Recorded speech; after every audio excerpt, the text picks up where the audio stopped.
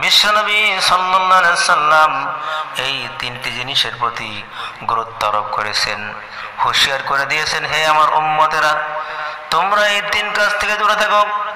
এক নম্বরে ঝগড়া বিবাদ থেকে সম্পূর্ণ বিরত থাকবে, কারণ ইসলামে শান্তি এবং ভ্রাতৃত্বকে অত্যন্ত গুরুত্ব দেওয়া হয়েছে। অকারণে ঝগড়া বিবাদ, কলহ এবং বিদ্বেষ মুসলমানদের জন্য কঠোরভাবে নিষিদ্ধ করা হয়েছে।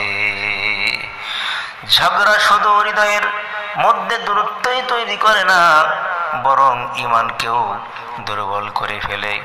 এ সম্পর্কে আল্লাহ রাব্বুল আলামিন বলেছেন, ওয়াতিউল্লাহা ওয়া রাসূলাহু ওয়া লা তানাযাউ ফাতাফশালু ওয়া তাযহাবা রিহুকুম।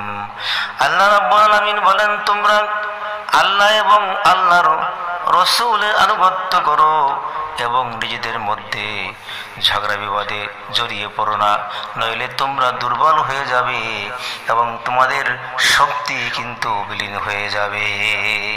তাই তো হচ্ছে বর্তমান দেশে সমাজে।